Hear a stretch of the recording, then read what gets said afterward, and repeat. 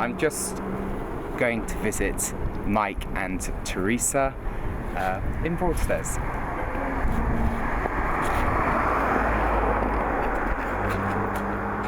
Number 29.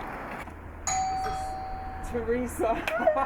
It's wonderful to see you. Oh. And do you know anything about Revelation TV? Do I know anything about Revelation TV? Come in, guys. So welcome to Revelation TV. We're here at one of Revelation TV's outposts in, is it Cliftonville or Broadstairs? Kingsgate. Well, that's a bit close to home. And I'm here with Teresa Fischer, who I met with her husband, Mike, at the local Baptist church, and I think it was, how many years ago? A couple of years ago? Yeah, probably would have been a And there's just this immediate recognition. Yeah. So I won't say what Mike said when he saw me on the door, but it was great. It was absolutely brilliant. And Teresa is one of the veterans. She's a veteran viewer of Revelation. And is it Genesis? Tell us, Teresa. Yeah. When you first... It was probably around about 2005. I'd not long come to know the Lord, actually, and given my life to the Lord. And I was in bed and I was channel hopping, and all of a sudden there was this lovely English accent, and I think it was actually Howard that I saw. Oh yeah, Howard has a lovely English accent. I think it was Howard that I saw. And then I began to watch Genesis, and one of the programmes I used to enjoy watching was Voice in the Wilderness with David Winter, and I remember him introducing Mark the Cabbie on Mark's first sort of programme. Yeah, his first one Mark. He did. I remember Mark the Caddie, and gradually I really got hooked and started to learn, and it really helped me with my faith. Watching Bible study. She has to mention Bible study, by the way. Yeah, and I primed her before this interview. I said, you must mention Bible study. And David Aldous as well. Excellent. I used to watch his programmes, and now I watch Contemporary Praise. With Tula. Our mornings, so many of them. Oh, and Jane and Jeremy. Jeremy, I can never say it. On a Friday, I used to be really kind of hooked on that. So, yeah. So you know everything about us. I know lots about So, dare I ask the high points and the low points? Can you remember anything from all the years, or is that too complex a question? Well, because there have been many times when things have gone wrong, Teresa. Yeah. Well, one of the low points was when I thought you were going to Spain and didn't know what was happening. Yeah. That kind of panicked me. I thought, oh no, we're not going to lose these guys. Another sad point was when we lost Doug. Yes. Yeah, we lost dear Doug. Some of the high points have been like, one of the anniversaries when we go next amount of years and everybody got together. And always felt really a little bit sad that I've never been able to get down there for whatever reason, be it work, be it financial, never been able to come to the celebration. And I thought, I'm never going to beat these guys. Well, we'll work it out next time. I guarantee it.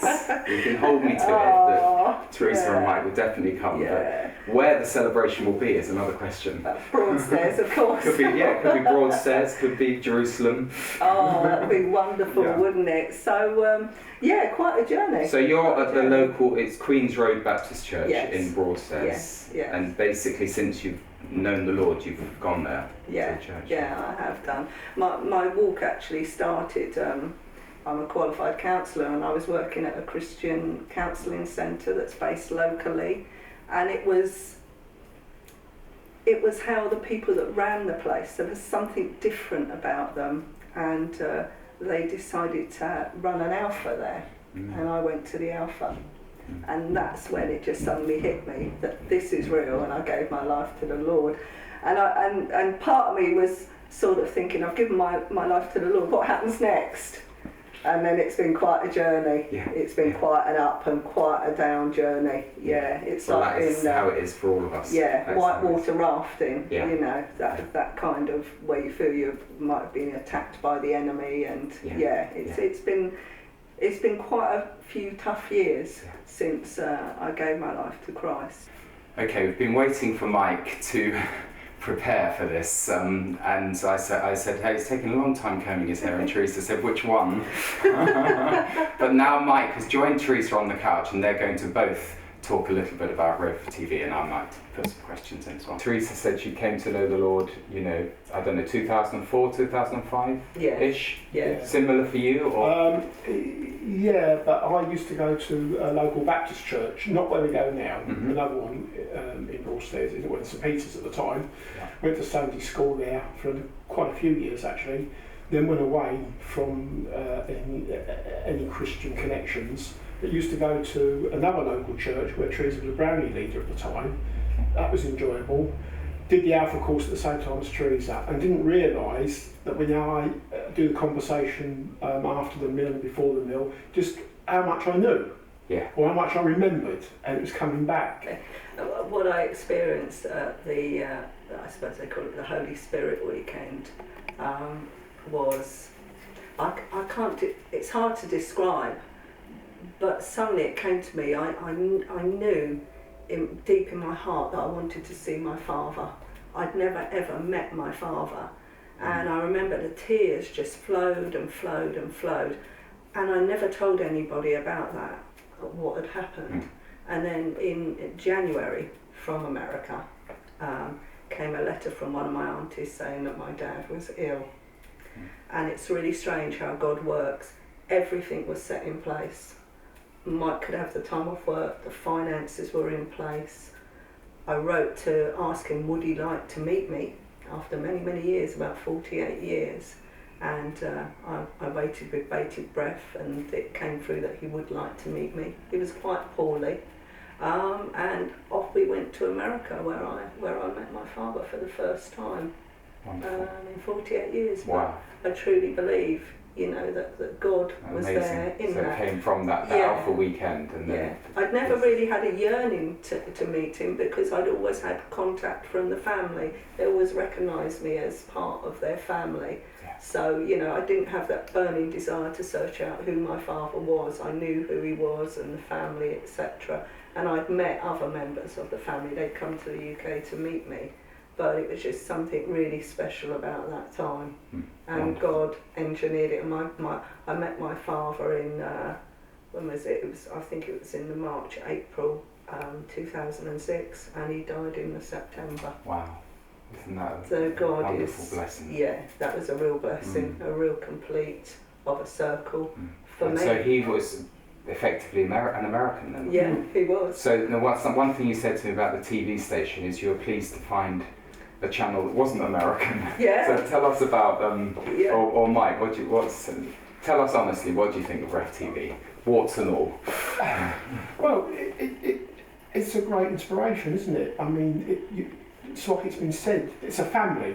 Yeah. And you can actually turn it on, and you think you already know these people as if they're your neighbours or a member of your own family. Then you discover we are your neighbours. We got our own neighbours, yeah. But I mean, I've had the privilege to meet you anyway, just on a church doorway.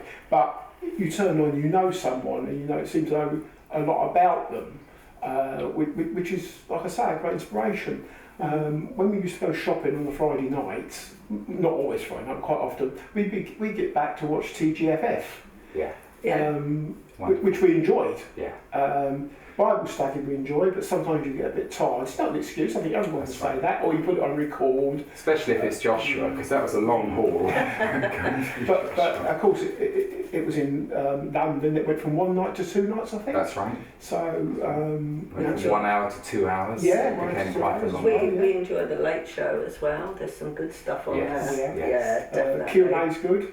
Yeah. Then you buy in or get in Supernatural. Yes, that can be very interesting. Very interesting. Yeah, extremely interesting. Yeah. So there are a lot of things. Don't always get a chance to watch our mornings because we've obviously got to work. Yeah. Occasionally we do. You can record it. So generally, yes.